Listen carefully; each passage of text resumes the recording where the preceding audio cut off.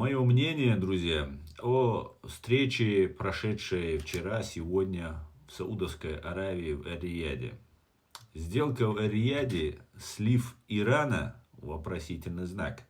Сегодня в Эр-Рияде состоялась встреча представителей Соединенных Штатов во главе с государственным секретарем Марко Рубио и министра иностранных дел России Сергея Лаврова. Примечательно, что специальный представитель США по Украине Кит Келлог на встречу приглашен не был, а президент Украины Владимир Зеленский заявил, что не признает никаких договоренностей, достигнутых в ходе переговоров.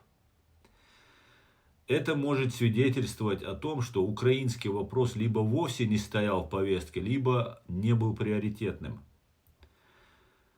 Основное внимание, вероятно, было сосредоточено на Ближнем Востоке, а точнее на Иране. Ведь только что, буквально за день до этого, Марко Рубио летал в Израиль и вел переговоры с Нетаньяху.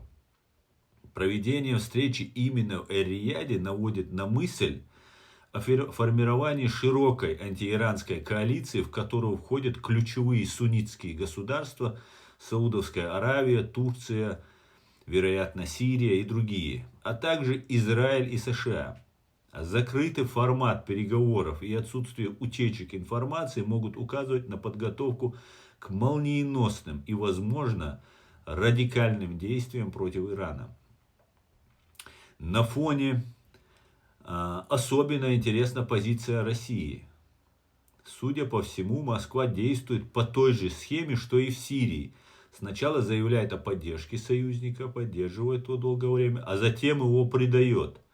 Башар Асад, с его слов, уже столкнулся с этим, когда его сначала заверили в безопасности на российской базе, а затем фактически насильно вывезли в Москву.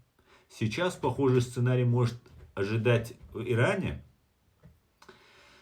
Но важный вопрос, который стоит за этим процессом, что стоит за изменением курса России. Почему Кремль готов отказаться от своего давнего партнера Ирана, предать его? Возможно, это результат давления Запада и Украины, которые становятся важными элементами в геополитической игре.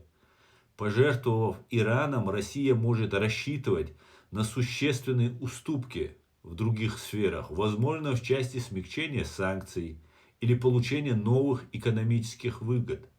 Или, троеточие, вопросительный знак, друзья. Аслан Арцуев, председатель Human Rights Center Ичкерия, 17 февраля.